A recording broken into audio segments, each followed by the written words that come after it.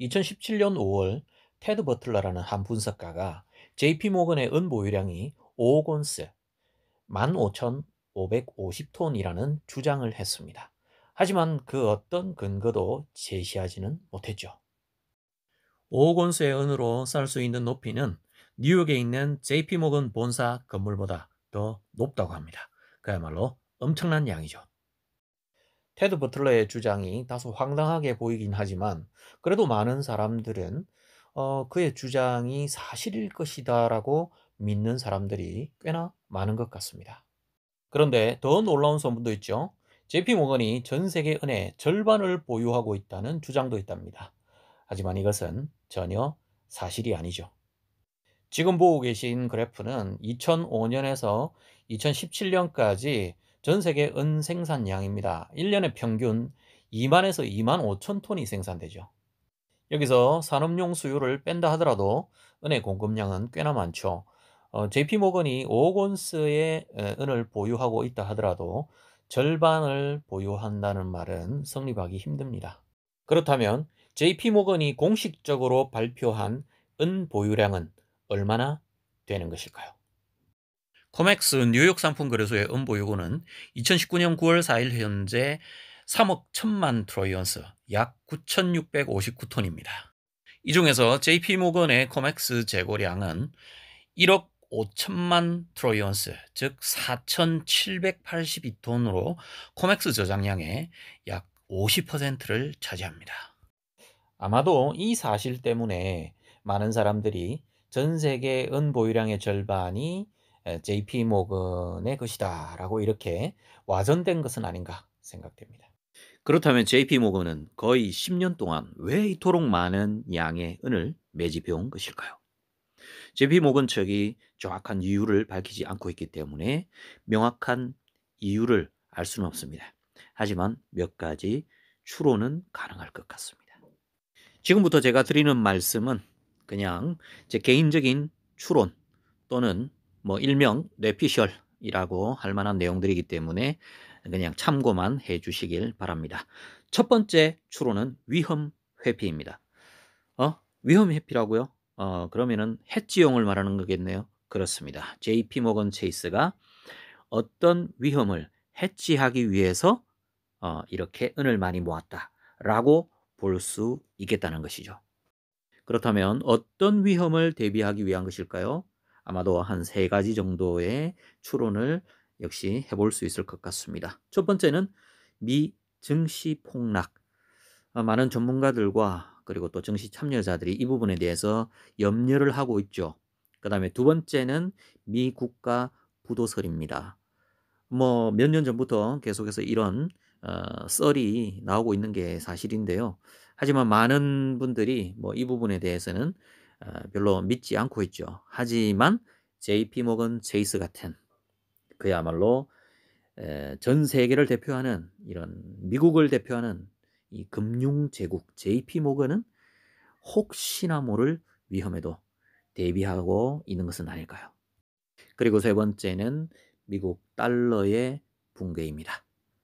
이 부분에 대해서는 제 방송에서 여러 차례 다룬 바가 있습니다. 특히 제임스 리카즈의 주장을 여러분들이 참고를 하시면 좋을 것 같습니다. JP 모건도 분명히 이런 일각의 주장과 견해에 대해서 분명히 의식을 하고 있으리라는 생각을 하게 됩니다. 사실 이건 너무 엄청난 추론이기 때문에 제가 이 내용을 다룰까 말까 굉장히 고민을 많이 했습니다.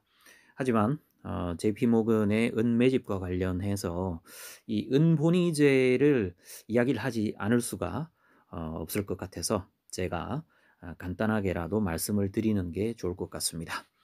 JP 모건이 이렇게 많은 양의 은을 매집하는 이유가 과연 뭘까?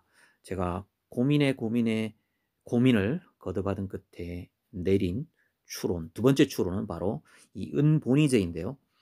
이 은본위제는 바로 앞서 했던 첫 번째 추론과 연결이 되는 일종의 결과물이라고 볼 수 있습니다. 그러니까 미국의 경제가 위기에 처하고 또 미국의 달러가 위기에 처하게 되었을 때 하나의 대안으로 제시될 수 있는 것이 바로 이 은본위제이기 때문입니다. 만약에 미국의 경제가 흔들리고 전 세계 경제가 붕괴 위기에 직면하게 될 경우에는 결국에는 현존하는 이 달러 체제도 무너질 가능성이 높아지게 되죠.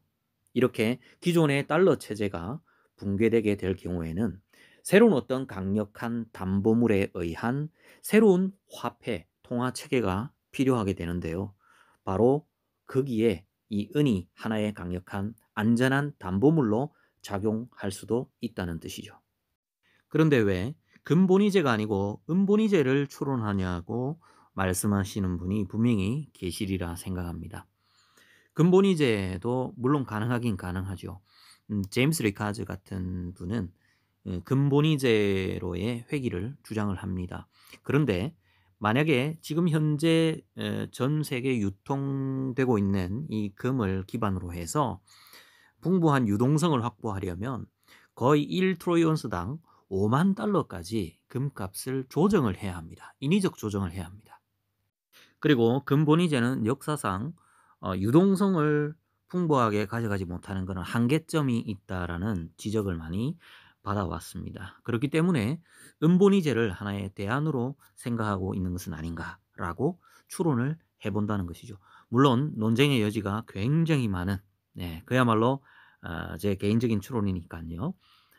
혹시나 근본이제를 굉장히 주장을 강력하게 하고 계신 분들이 계시다면 너무 괴념치 마시기 바랍니다. 자, 이렇게 두 가지 추론을 해보았습니다. 그 이외에도 JP모건이 최근에 JPM 코인을 발행하겠다는 계획을 발표했었죠. 바로 이 JPM 코인의 담보물로서 은을 고려하고 있는 것은 아닌가라는 그런 추론도 가능하겠고요. 또 뭐 가장 그냥 심플하게 JP모건은 은을 장기간 매집해서 은값이 최고조에 달했을 때 그냥 팔 것이다. 그냥 시세 차익, 차익 매매를 위해서 은매집을 하고 있다라고 이렇게 단순하게 생각해 볼 수도 있을 것입니다. 그 이유가 어찌되었건 JP모건 체이스가 바로 이렇게 어마어마한 양의 은을 매집하고 있다는 것은 보통 일이 아닌 것 같습니다. 우리가 계속 주시해야 될 부분이겠죠. 이상 코멘트 TV였습니다. 감사합니다.